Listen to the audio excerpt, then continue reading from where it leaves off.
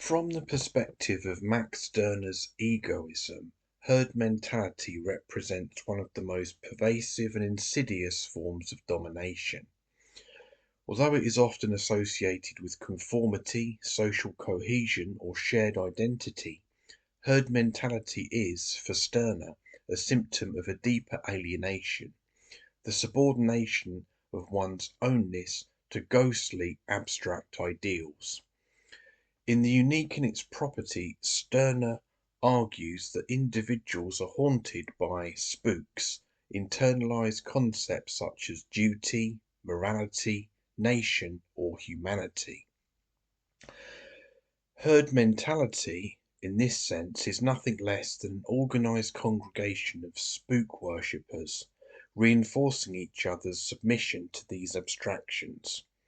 Rather than representing a benign collective instinct, it's an arrangement that encourages individuals to forget their uniqueness and lose themselves in the imagined authority of the collective.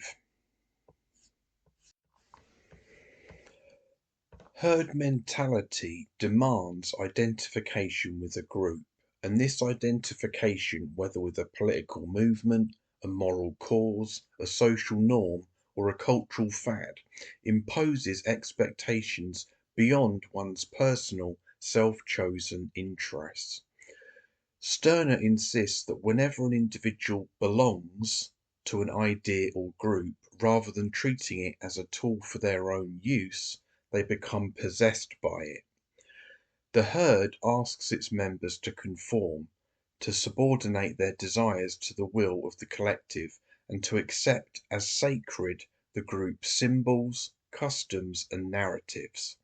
This is precisely the mechanism by which spooks gain their power, through the voluntary obedience of individuals who imagine these group imperatives to be greater than themselves. From the viewpoint of Stirner's egoism, such obedience is not noble, but self-negating.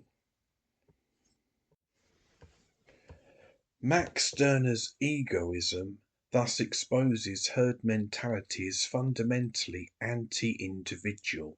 It pressures the individual to relinquish critical thought, to mimic the emotions of the crowd, and to internalize the judgments of others as though they were one's own.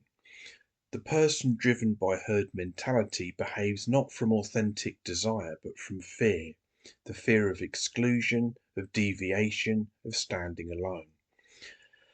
And yet, for Stirner, this solitude is precisely the terrain where one can rediscover one's uniqueness.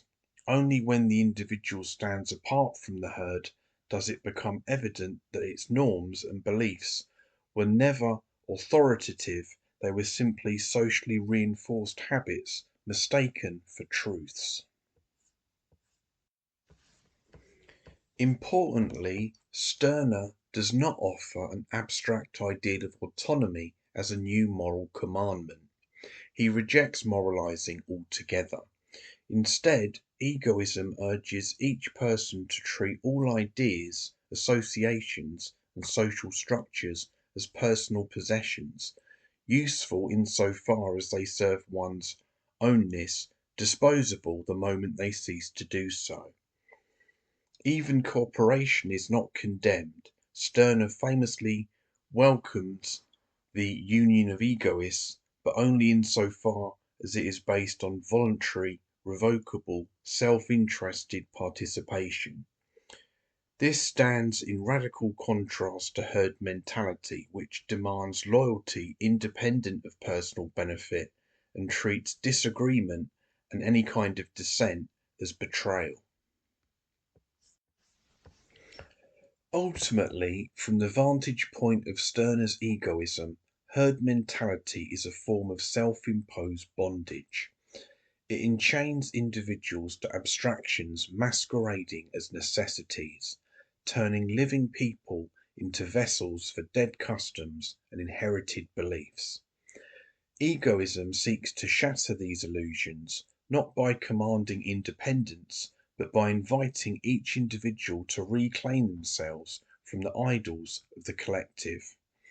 In this reclamation lies not isolation, but the possibility of genuine self-chosen relations, associations grounded not in the fear of standing apart, but in the joy of coming together as unique individuals.